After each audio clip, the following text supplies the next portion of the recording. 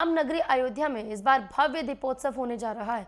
इसको लेकर संतों ने क्या कुछ कहा है, आइए आपको सुनवाते हैं। तो वर्षों की लड़ाई के पश्चात रामलला सरकार अपने भवन में विराजमान हो गए हैं।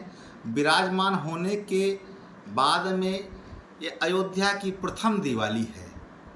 तो ये दिवाली बहुत ही भव्य है, दिव्य है, सुंदर है। अयोध्या दुल्हन की तरह सजाई जा रही है।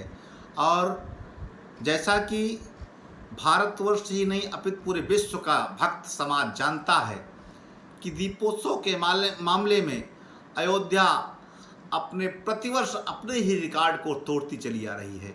तो इस बार 28 लाख दीप जलाए जाएंगे और रामलला सरकार अपने भवन में विराजमान है।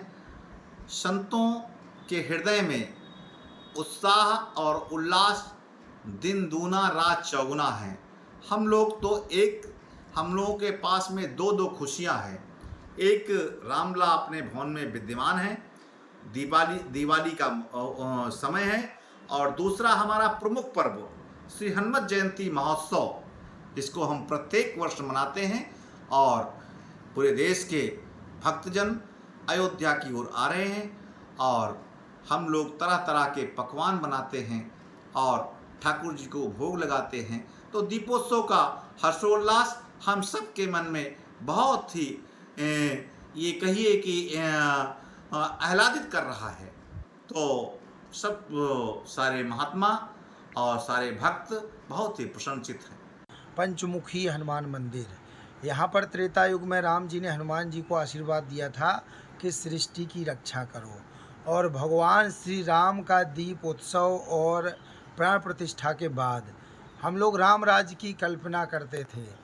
सब नर करें परस्पर प्रीति। आज राम राज्य आ गया है अयोध्या में। और इस प्रकार से हमारे योगी जी, हमारे मोदी जी, हमारे पूज्य सतगुरुदेव भगवान की तपस्या नित्य आप देख रहे हैं। बड़े ही हर्ष के साथ पूरे भारत में ही नहीं, पूरे विश्व में जहाँ भी भारतवासी हैं, इस दीपोत्सव को बड़े ही हर्ष के साथ मना रहे हैं। आज हमारे पूज्य योगी जी, आज इस 8वां दीपोत्सव है अयोध्या का, लेकिन आज रामलला सरकार का पहला दीपोत्सव है।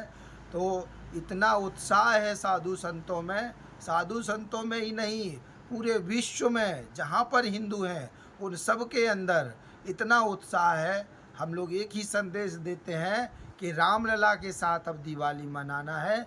आपस के सारे मतभेदों को छोड़ करके और एकदम आनंद में, जिससे कि राम राज्य की जो कल्पना करते थे वो कल्पना अब बाकी नहीं रह गई है।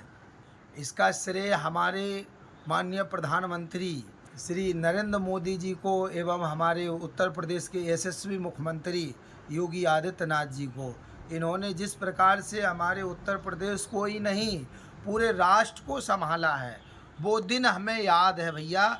जिस दिन राम जन्मभूमि का निर्णय आया था, वो अजीत डोभाल के साथ पहली मीटिंग थी। तब मुझको भी बुलाया गया था, पूज्य गुरुदेव भगवान की कृपा से हमको भी जाने का ये अवसर मिला हुआ था अजीत डोभाल की सभा में। उस समय हमने देखा था, मैं सोचता था अजीत डोभाल जी बहुत बड़े ऊंचे दिमागी आदमी होंगे, लेकिन जब उनका हमने कद और स्वरूप देखा तब हम पहली बार उनसे मिले। सभी धर्मों के धर्माचारों को उन्होंने इस प्रकार से वचनबद्ध किया। हम नहीं कल्पना कर सकते थे कि भारत की नहीं, विश्व की कोई सरकार इस मसले को इतनी गंभीरता से और इतनी शालीनता से हल कर सकती है।